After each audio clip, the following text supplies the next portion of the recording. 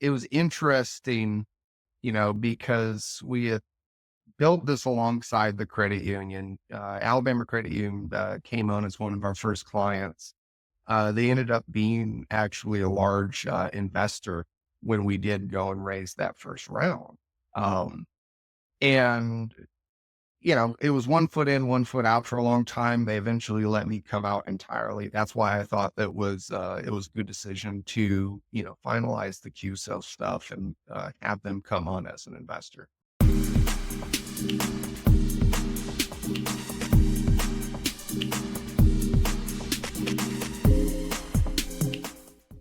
Build versus buy is sometimes a difficult decision. Confidence in your understanding of your own problems, even ones that you're very close to, can frustrate both the purchase process and any attempt at developing your own solution. Today, we're talking with Ted Coy, CEO and founder of Valify, to hear his story of building out the analytics practice within a $2 billion credit union and then founding an independent credit union service organization, or CUSO. Ted shares both the uniqueness of the problems he's experienced within smaller community FIs, but also his personal reasons for making the leap to entrepreneurship. Ted, thanks for being with us today. Pleasure. Thanks for having me, Rich. So I think a good place to start is a little bit about your background and obviously what you were doing before Valify and really where you began to pick at this problem that you've decided to go after. Yeah, I was prior to Valify, I'd spent close to 10 years at Alabama Credit Union. I'd started in commercial lending, marketing.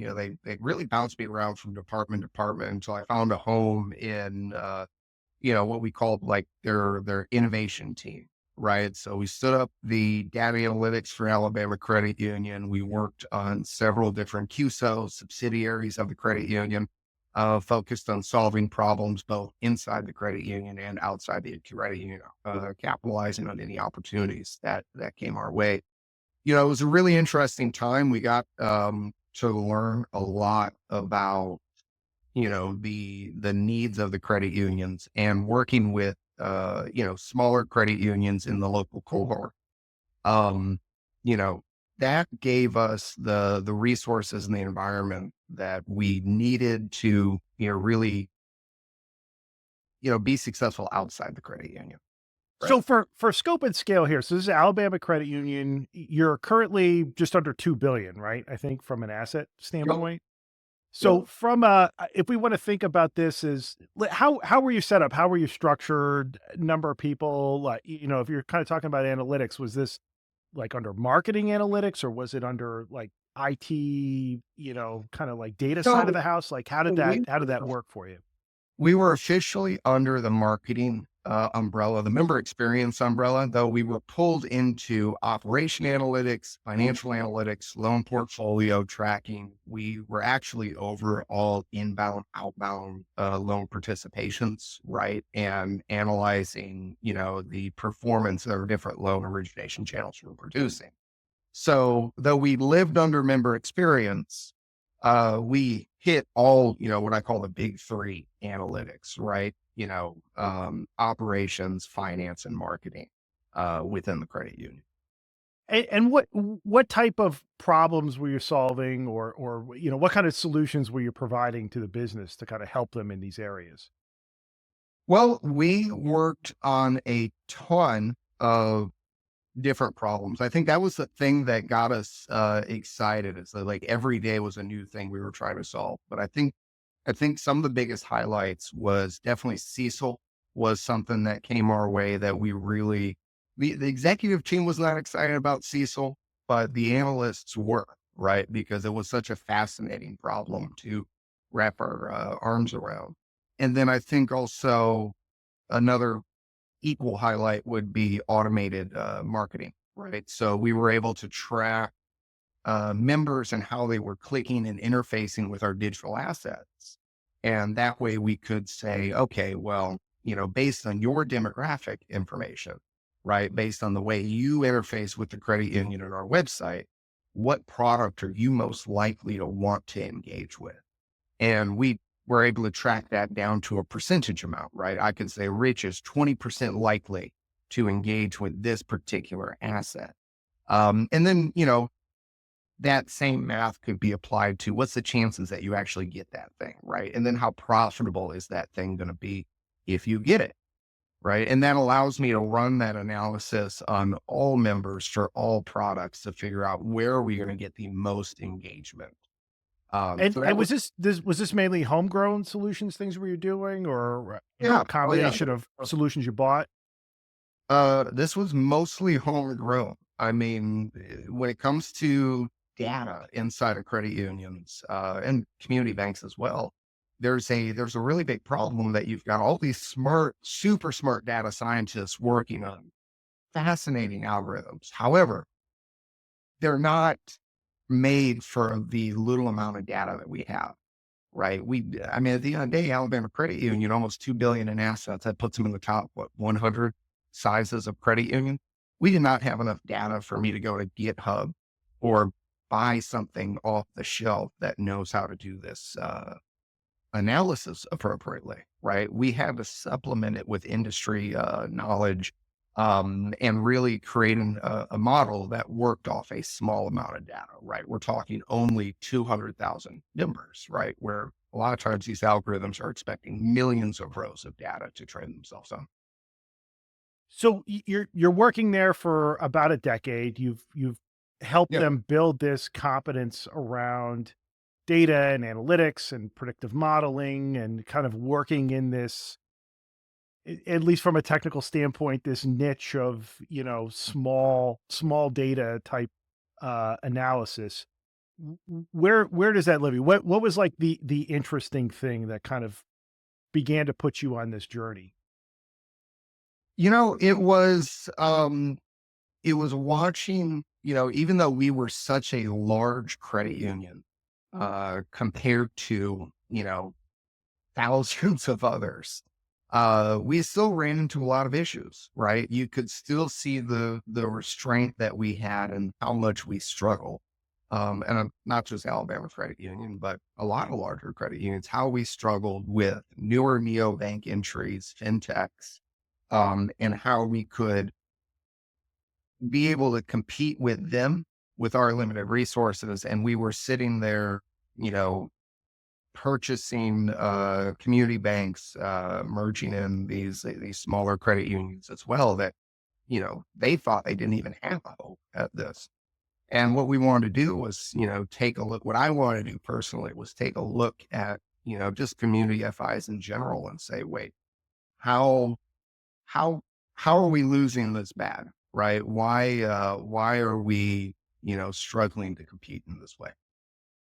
And so what use case did you kind of narrow in on? What was the thing that you thought, "Hey, this is the linch point. This is the part where, if we kind of crack the code here, this is going to give us the biggest bang for the buck from investment, effort, etc." Yeah, I mean, I don't want to say that this is the thing, right? The answer to your question is digital account opening, onboarding, right? Similar to the marketing stuff we were working on, right? We sunk a whole lot of time into understanding how people interface with your marketing budget. And then how your marketing budget basically just has a bunch of holes in it, right? You're losing money because the funnel is not fully, functioning. But I don't want to say like that's the big problem, right? I believe banking is a competitive sport. And just because you get really good at this one thing doesn't mean you have the full fun, right? And that's what we come to banks and credit unions for. Is we say, look, we're going to start here, and then let's work to way all the way down the funnel, right? It's not enough that they just click on your ad, right? You don't want to pay people for ad spend clicks. You want to pay people for funded checking accounts that have direct deposit set up. And there's a whole lot of processes and a whole lot of other vendors involved right now. And what we aim to do is to simplify that process for you. But the big point here was this seemed to be the most rational problem to attack here. That at this point, if you're looking at it from a funnel standpoint, it wasn't traffic acquisition. It wasn't bringing people in. It wasn't organic search or anything around SEO. It was further down in the funnel. This idea that there was a lot of friction or something that was causing you to lose what's probably a more valuable and qualified lead at this point of actually opening an account or originating a loan or whatever that next step was. Is that correct? That's kind of where you found yourself? Yes, that's correct. Yeah. And so what was next steps? Where did you go with it at that point? Saying like, we found the problem, where how do we attack this? Where do we go next? What was your approach? So our original approach, because we had always done things inside of Alabama Credit Union, was to go to Alabama Credit Union and request funding to partner with another fintech and a marketing team to really form this together. And you know, when we requested funding, we kind of got this, oh, that's too much kind of reaction. Which, I think we had originally requested 300,000 to go through and build this. Now, keep in mind, there was a lot of legal expenses, right? There was going to be maintenance costs. There was other vendors that we were going to need to bring into the process to build this switch we were looking for.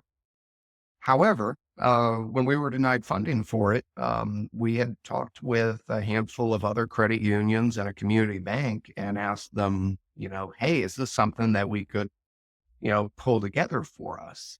And we originally, a lot of the engineers we were originally going to hire decided to come on for an equity deal, right? Because the credit union themselves hadn't originally come in to help fund the project.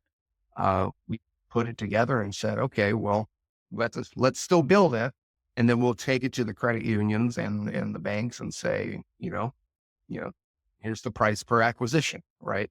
Uh, Question on this, like before we get into like how Valify came about, what was the showstopper here? I mean, if you kind of think about this, DAO isn't like a very weird or weird enough problem that there aren't vendors out there already. Was there unique requirements? Was there certain hurdles or things that made it too risky or the ROI case unattractive, regardless of the price tag, right? The price is yeah. always the price, but was there something about this deal that said, we can't just slide something in here from a vendor to make it work. We're going to have to do something that requires investment, requires more work, that we're going to have to do the integration ourselves. Like, what about the problem did you discover at that point that kind of gave it this unique spin? Yeah, I mean, I think it comes down to what is actually the most limiting factor for banks and credit unions under 2 billion in assets, right?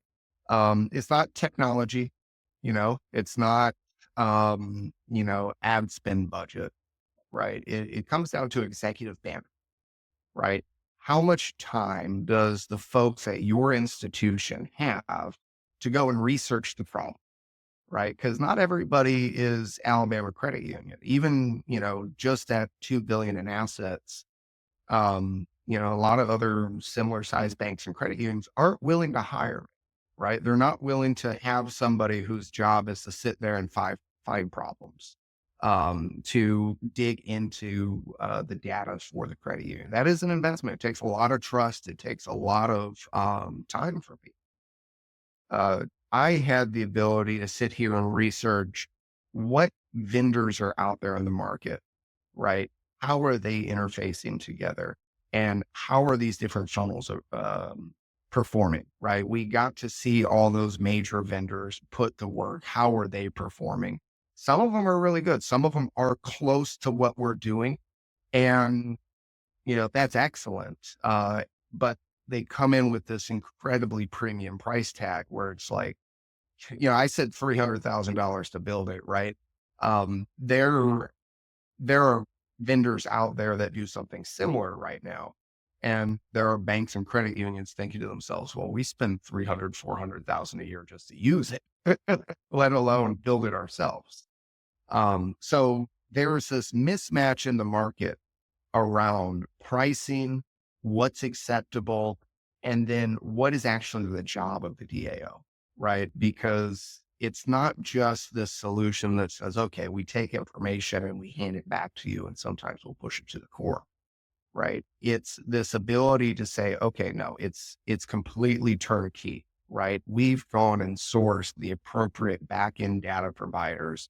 We have the ability to e-sign inside of it, right? By giving you the full turnkey solution at a competitive price, right? Because we've put this together and we've been able to build this more horizontal monopoly alongside, our supply chain. We can come to the credit union, to the bank, and give them the ability to compete at a price that they didn't think was possible.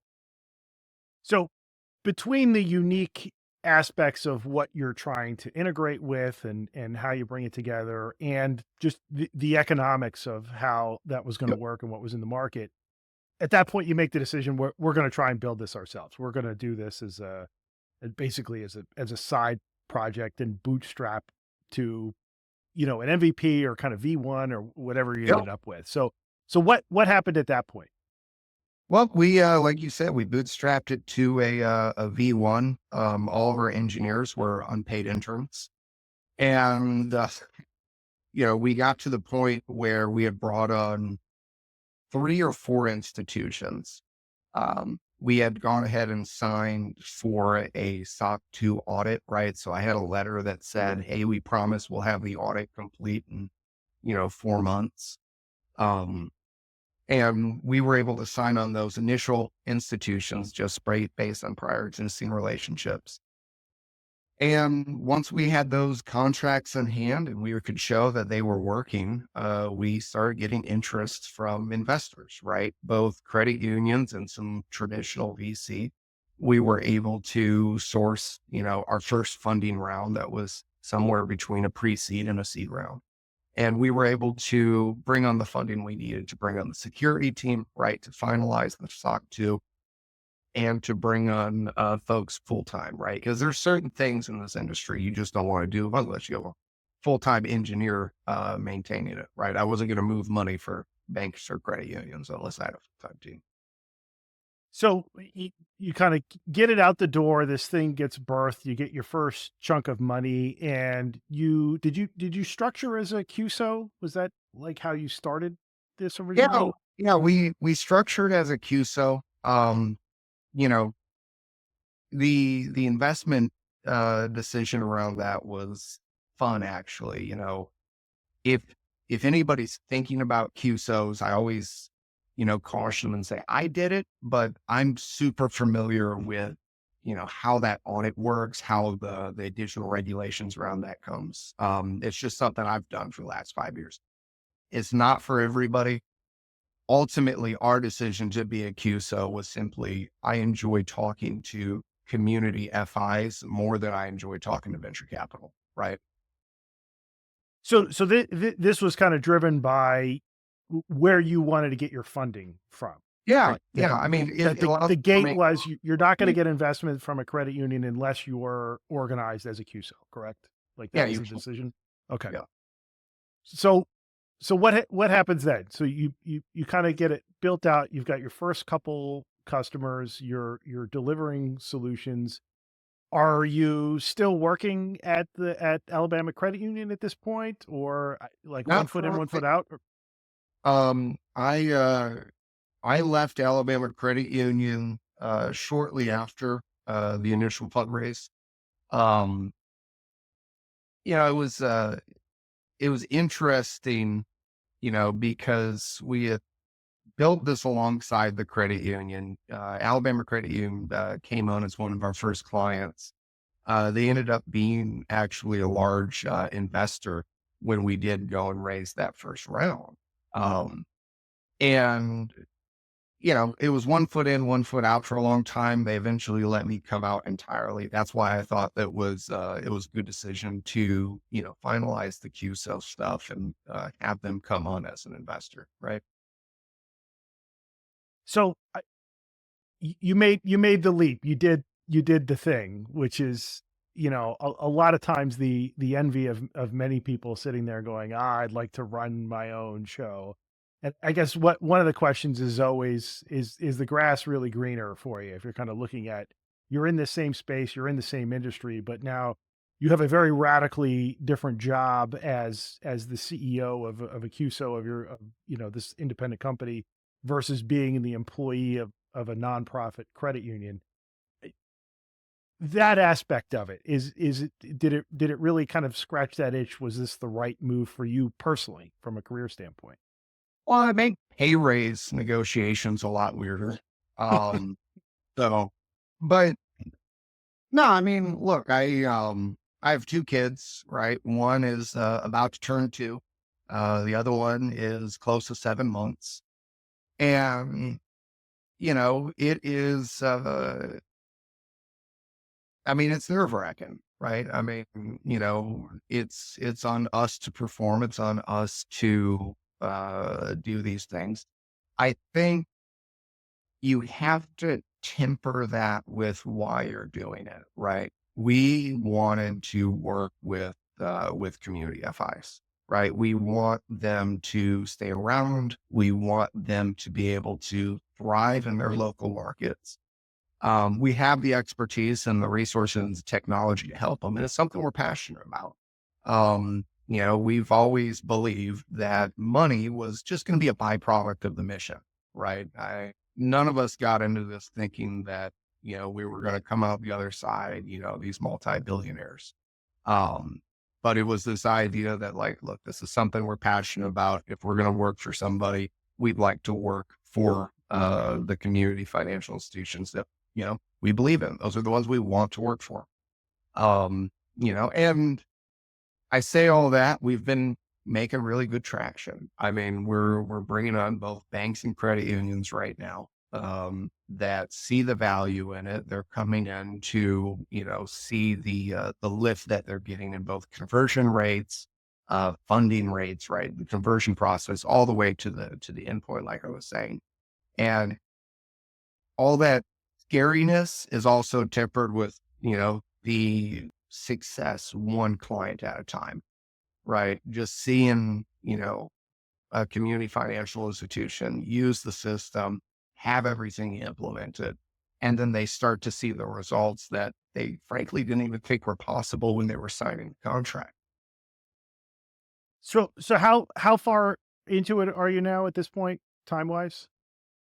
Um, I mean, it depends when we want to start the clock. I mean, we had originally talked about this 4 years ago. Mhm. We raised money March of this year. So that was really kind of when everything got very serious and Yeah. moving forward. You're okay. Yeah. So you're less than a year into it, already starting to see traction. What what's tell us a little bit just about the scope of the problems that you solve for credit unions and community banks. Like what type of problems are you having that like first conversation with potential customers about? So this is, you mentioned there's other folks doing DAO, account opening. Um, you're right, but nobody, I've not seen anybody take a serious crack at folks under, 1 billion in assets, right? What I find there is that executive bandwidth is the most limiting factor, right? Do you have the ability to employ somebody who's going to go look at 12, or even 6 different vendors? And then once they select one of those vendors, they have to go and find the ancillary products that go into it, right? And when I say ancillary product, I mean, you might go and buy Meridian Link, like an LOS, and then you might turn around and go and buy, Zest to go inside of that LOS, right? You're having or Alloy or Socure, right? You're now building identity solutions into this platform you just bought. Do you have the capability or the time to go and source all those different vendors to get something that works perfectly for you? And do those vendors even exist? Right? Because the needs of a 3 billion or a $2 billion institution, the ones that fintechs are actually building for, right? The venture capital backed fintechs are building for, their needs are different than the $500 million community bank or community credit, right? Um, I see that a lot around automated decisioning and, what kind of risks the banks or credit unions are trying to take on. Where rather than trying to approach it with automated decisioning, we're coming in and saying, okay, let's set up these automated guardrails around your manual processes, right? Because you don't even want automated decisioning at a certain size, right? Because one bad decision from a computer, you can't hold the computer accountable when it makes a bad decision. One bad decision from that computer could mess up your entire quarters and earnings. They're less willing to do that. So where are we going to actually save you the time, save you the bandwidth? So this is really about consumability for the smaller financial institution and their ability even to shop and purchase, let alone do the integration and change management required to do this end to end. Absolutely. Absolutely. We work with larger institutions. Obviously, Alabama Credit Union has the time and ability to do all these things. But there's also a consultative approach here, right? I can honestly sit down as somebody who's been in the other seat, right? As the person who had to go buy the technology, vet the technology. I understand the KPIs. I understand what you're driving at. I know what a good product is and a bad product. Um, there is value here to even larger institutions to say, hey, here's how we can do this for you. I'll give you an example. I was sitting down with a $6 billion credit union the other day, right? And they said something similar. They were like, well, you know, this seems like a product for folks only under a billion. And I was like, well, it's built to be perfect for those under a billion. Right. But I brought up their website. I was like, these specific things here on your website is costing you probably about 60% of your traffic. You're probably getting you're probably getting 60% less loan applications than you should be, right? Because of how you're forcing people to enter in their information. I think they specifically was stopping you from entering a loan application until you had completed a membership application, right? Saying that, hey, you're not even allowed to apply for a loan until you've applied for membership. And that's not how consumers expect to shop. So, little things like that, and just being able to have somebody come in and say, look, you don't have to buy all the technology. You can use your own vendors. If you really like Alloy or SoCure, something like that, we're not going to stop you, right? We'll integrate that. But we're coming in as, you know, trusted, folks who've done this for other credit unions and banks to say, look, if this is your goal, here's how you get to it. So there's a consultative approach here as well, I guess was a lot of words to say that. Ted, this is a really interesting story, particularly, for somebody making, a very different career change, even if it doesn't seem like it from the outside, to kind of take on a different role and kind of step out of, that kind of, the protected vault of working within the FI. Um, if if people want to learn more, either about you or Valify or some of your solutions, where can they go to get more information? I mean, of course, you can find me on LinkedIn, Ted Coy, and Valify .com. And we'll put links to all of that in the show notes. Ted, thank you very much for being with us today. That was a pleasure, Rich. Thank you so much.